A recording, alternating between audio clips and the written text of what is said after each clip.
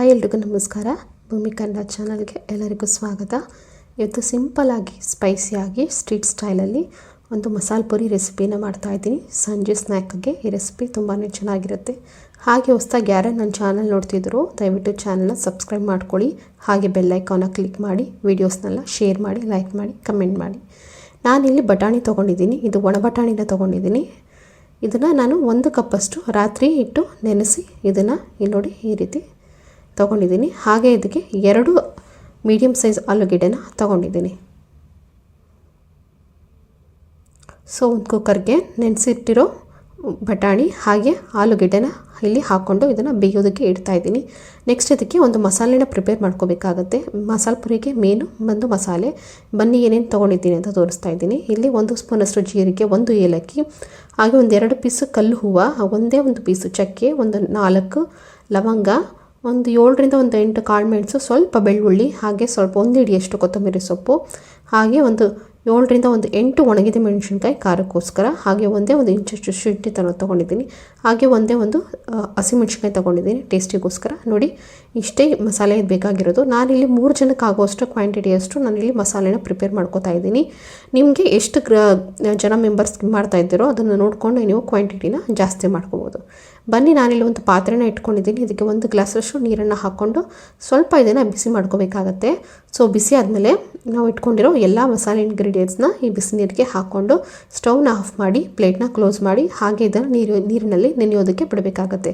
ಇದನ್ನು ನೀರಿನಲ್ಲಿ ಕುದಿಸ್ಕೊಳ್ಳೋ ಅವಶ್ಯಕತೆ ಏನಿಲ್ಲ. ಜಸ್ಟ್ ಇದು ನೀರಿನಲ್ಲಿ ಸ್ವಲ್ಪ ಬಿಸಿ ಆದರೆ ಸಾಕಾಗುತ್ತೆ. ಸೊ ಅದಕ್ಕೆ ಬಿಸಿ ನೀರಿಗೆ ಇದನ್ನು ಹಾಕಿ ಹಾಗೆ 10ರಿಂದ 20 ನಿಮಿಷ ಬಿಟ್ಟರೆ ಸೊ ಬಿಸಿನೀರಲ್ಲಿದ್ದು ಚೆನ್ನಾಗಿ ನೆಂದಿರುತ್ತೆ. ಹಾಗಾಗಿ ಫೈನಾಗಿ ಇದು ಪೇಸ್ಟ್ ಆಗುತ್ತೆ.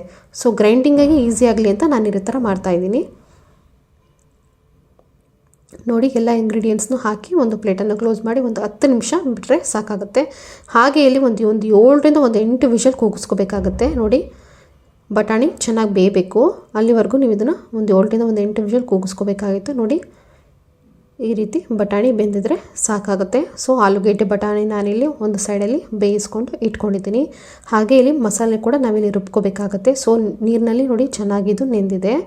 ಸೊ ಎಲ್ಲ ಮಸಾಲೆನೂ ಒಂದು ಮಿಕ್ಸಿ ಜಾರಿಗೆ ಹಾಕಿ ನಾನಿಲ್ಲಿ ಸ್ವಲ್ಪ ಅರ್ಧ ಗ್ಲಾಸಷ್ಟು ನೀರು ಹಾಕಿ ನಿಮಗೆ ಯಾವ ಕನ್ಸಿಸ್ಟೆನ್ಸಿ ಬೇಕೋ ಅದಕ್ಕೆ ತಕ್ಕ ಹಾಗೆ ನೀರು ಹಾಕಿ ನೀವು ಇದನ್ನು ಒಂದು ಫೈನ್ ಗ್ರೈಂಡ್ ಪೇಸ್ಟ್ ಮಾಡ್ಕೊಬರ್ಬೇಕಾಗತ್ತೆ. ನೋಡಿ ಇಲ್ಲಿ ನೋಡಿ ಸ್ವಲ್ಪ ನೀರನ್ನು ಹಾಕಿ ನಾನು ಇದನ್ನು ಪೇಸ್ಟ್ ಮಾಡ್ಕೊಂಡು ಬಂದಿದ್ದೀನಿ. ಇದ್ರ ಕಲರ್ ನೋಡಿದ್ರೆ ಗೊತ್ತಾಗುತ್ತೆ ನಿಮಗೆ ಮಸಾಲೆ ಯಾವ ಕಲರ್ ಬಂದಿದೆ ಅಂತ. ಇದು ಮಸಾಲೆನ ನಾವು ನೆನೆಯೋಕೆ ಇಟ್ಟಿದ್ದೀವಲ್ಲ ಆ ನೀರು. ಇದಕ್ಕೆ ನಾನು ಇವಾಗ ಪೇಸ್ಟ್ ಮಾಡ್ಕೊಂಡಿರೋ ಮಸಾಲೆನ ಹಾಕ್ತಾಯಿದ್ದೀನಿ. ಇದಕ್ಕೆ ನಿಮಗೆ ನೀರು ಎಷ್ಟು ಬೇಕೋ ಅಷ್ಟು ನೀವು ನೀರನ್ನು ಸೇರಿಸ್ಕೋಬೇಕಾಗತ್ತೆ. ನಿಮಗೆ ಮಸಾಲೆ ಯಾವ ಹದಕ್ಕೆ ಬೇಕೋ ಆ ಹದಕ್ಕೆ ನೀವು ಗ್ರೇವಿನ ಪ್ರಿಪೇರ್ ಮಾಡ್ಕೋಬೇಕಾಗತ್ತೆ. ತುಂಬ ತೆಳ್ಳಗಿದ್ರೂ ಚೆನ್ನಾಗಿರಲ್ಲ ಟೇಸ್ಟು, ಹಾಗೆ ತುಂಬ ಗಟ್ಟಿ ಆದ್ರೂ ಮಸಾಲೆ ಪುರಿ ಟೇಸ್ಟ್ ಚೆನ್ನಾಗಿರಲ್ಲ. ನೋಡಿ ಈ ಹದಕ್ಕಿದ್ರೆ ಇದು ಕರೆಕ್ಟಾಗಿ ಆಗುತ್ತೆ. ಇದನ್ನು ಸ್ವಲ್ಪ ನೀವು ಚೆನ್ನಾಗಿ ಕುದಿಸ್ಕೋಬೇಕಾಗತ್ತೆ. ಸೊ ಹಸಿ ವಾಸನೆ ಹೋಗೋವರೆಗೂ ಇದನ್ನು ಚೆನ್ನಾಗಿ ನೀವು ಕುದಿಸ್ಕೋಬೇಕಾಗುತ್ತೆ. ಸೊ ಕುದಿಸ್ತಾ ಇದು ಸ್ವಲ್ಪ ಗಟ್ಟಿ ಆಗುತ್ತೆ. ಸೊ ಅದರಿಂದ ನೀವು ನೀರು ನೋಡಿಕೊಂಡು ನೀವು ಇದಕ್ಕೆ ಎಷ್ಟು ಬೇಕೋ ಅಷ್ಟು ನೀರು ಹಾಕ್ಕೊಂಡು ಇದನ್ನು 1 ಕುದಿ ಬರೋವರೆಗೂ ಕುದಿಸ್ಕೊಳ್ಳಿ.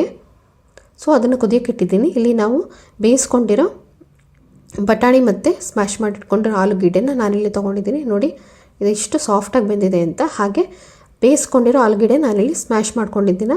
ಅದನ್ನು ಕೂಡ ನಾನು ಬಟಾಣಿ ಜೊತೆ ಸೇರಿಸ್ಕೊಂಡು ನೀವು ಚೆನ್ನಾಗಿ ಸ್ಮ್ಯಾಶ್ ಮಾಡ್ಕೋಬೇಕಾಗತ್ತೆ.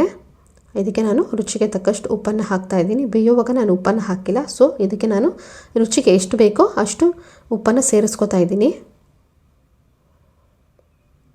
ಸೊ ಇದನ್ನು ಚೆನ್ನಾಗಿ ಒಂದ್ಸಲ ಮಿಕ್ಸ್ ಮಾಡ್ಕೊಳ್ಳಿ. ಬಟಾಣಿ ಮತ್ತು ಆಲೂಗೆಡ್ಡೆ ಚೆನ್ನಾಗಿ ಹೊಂದ್ಕೊಳ್ಳೋ ಥರ ಚೆನ್ನಾಗಿ ಸ್ವಲ್ಪ ಸ್ಮ್ಯಾಶ್ ಮಾಡ್ಕೋಬೇಕಾಗತ್ತೆ. ಪೂರ್ತಿ ಸಾಫ್ಟ್ ಆಗುವಾಗ ಸ್ಮ್ಯಾಶ್ ಮಾಡ್ಕೊಳ್ಬೇಕಾಗಿಲ್ಲ. ಸೊ ಬಟಾಣಿ ಅರ್ಧ ಬಾಯಿಗೆ ಸಿಗೋ ಹಾಗಿದ್ರೇ ಮಸಾಲೆ ಪುರಿ ತುಂಬಾ ಚೆನ್ನಾಗಿರುತ್ತೆ. ಸೊ ನೋಡಿ ಈ ರೀತಿ ಸ್ವಲ್ಪ ಸ್ಮ್ಯಾಶ್ ಮಾಡಿಕೊಂಡ್ರೆ ಸಾಕಾಗುತ್ತೆ.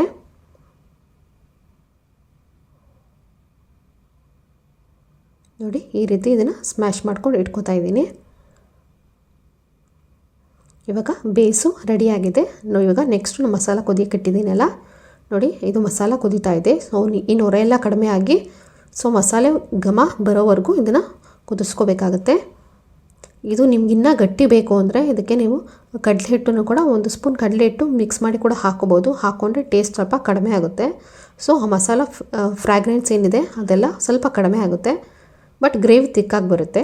ಸೊ ನಾನು ಆ ಥರ ಯಾವುದೇ ಹಿಟ್ಟನ್ನು ಯೂಸ್ ಮಾಡ್ತಾಯಿಲ್ಲ. ಸೊ ಡೈರೆಕ್ಟ್ ಮಸಾಲೆನೇ ನಾನಿಲ್ಲಿ ಹಾಕ್ಕೊಳ್ತಾ ಇದ್ದೀನಿ. ನೆಕ್ಸ್ಟು ಮನೇಲೇ ಮಾಡಿಟ್ಕೊಂಡಿರೋ ಪೂರಿನ ನಾನಿಲ್ಲಿ ಯೂಸ್ ಮಾಡ್ತಾಯಿದ್ದೀನಿ. ನೋಡಿ, ಪೂರಿಗಳನ್ನ ಹಾಕಿ ಒಂದೊಂದೇ ಈ ರೀತಿ ಪುಡಿ ಮಾಡಿಕೊಂಡು ಹಾಕ್ಕೊಳ್ತಾ ಇದ್ದೀನಿ. ಈಗ ಬೇಸ್ ಕೂಡ ರೆಡಿಯಾಗಿದೆ, ಮಸಾಲೆ ಕೂಡ ರೆಡಿಯಾಗಿದೆ.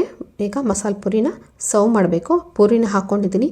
ಈಗ ನೆಕ್ಸ್ಟು ನಾನು ಸ್ಮ್ಯಾಶ್ ಮಾಡ್ಕೊಂಡಿರೋ ಬಟಾಣಿ ಹಾಗೆ ಆಲೂಗೆಡ್ಡೆನ ಇದಕ್ಕೆ ಹಾಕ್ತಾಯಿದ್ದೀನಿ. ಅದನ್ನು ಒಂದು ಸೌಟ್ ಹಾಕಿದ್ದೀನಿ. ಈಗ ಮಸಾಲೆನ ಹಾಕ್ಕೊಳ್ತಾ ಇದ್ದೀನಿ.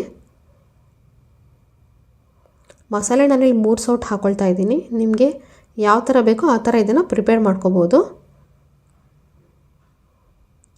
ಸೊ ಸೇಮ್ ಸ್ಟ್ರೀಟ್ ಸ್ಟೈಲಲ್ಲಿ ನೀವೇನು ಮಸಾಲೆ ಪೂರಿ ತಿಂತಿರ್ತೀರೋ ಅದೇ ಟೇಸ್ಟ್ ಬರುತ್ತೆ. ಖಂಡಿತ ರೆಸಿಪಿನ ಟ್ರೈ ಮಾಡಿ, ಹಾಗೆ ಹೇಗೆ ಬಂದಿದೆ ಅಂತ ಕಮೆಂಟ್ ಮಾಡಿ ತಿಳಿಸಿ. ನೆಕ್ಸ್ಟ್ ಇದ್ರ ಮೇಲೆ ನಾನು ಸ್ವಲ್ಪ ಚಿಕ್ಕದಾಗಿ ಕಟ್ ಮಾಡ್ಕೊಂಡಿರೋ ಈರುಳ್ಳಿನ ಹಾಕ್ಕೊಳ್ತಾ ಇದ್ದೀನಿ ಟೇಸ್ಟಿಗೋಸ್ಕರ.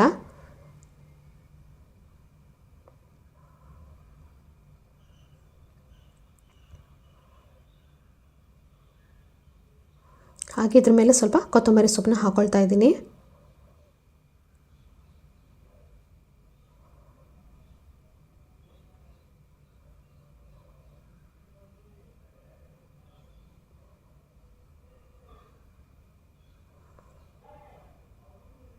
ನೋಡಿ, ಟೇಸ್ಟಿಯಾಗಿರೋ ಮಸಾಲೆ ಪೂರಿ ಈಗ ರೆಡಿಯಾಗಿದೆ. ಇದರ ಮೇಲೆ ಸ್ವಲ್ಪ ಸಣ್ಣ ಮಿಕ್ಸ್ಚರ್ನ ನಾನಿಲ್ಲಿ ಈ ರೀತಿ ಹಾಕ್ಕೊಳ್ತಾ ಇದ್ದೀನಿ. ಇದರ ಮೇಲೆ ನೀವು ಟೊಮೊಟೊ ಕೂಡ ಹಾಕೋಬೋದು, ಹಾಗೆ ಸೌತೆಕಾಯಿ ಕೂಡ ಹಾಕ್ಕೊಂಡು ಸರ್ವ್ ಮಾಡ್ಬೋದು.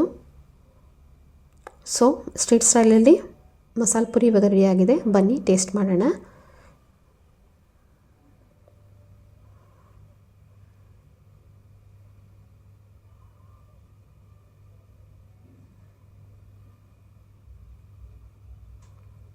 ರುಚಿ ಮಾತ್ರ ಅದ್ಭುತವಾಗಿತ್ತು. ಖಂಡಿತ ಪ್ರಯತ್ನ ಮಾಡಿ. ಹಾಗೆ ಹೊಸದಾಗಿ ಯಾರು ನನ್ನ ಚಾನಲ್ ನೋಡ್ತಿದ್ರು ದಯವಿಟ್ಟು ಸಬ್ಸ್ಕ್ರೈಬ್ ಮಾಡ್ಕೊಳ್ಳಿ. ವಿಡಿಯೋ ನೋಡಿದ್ದಕ್ಕಾಗಿ ಧನ್ಯವಾದಗಳು.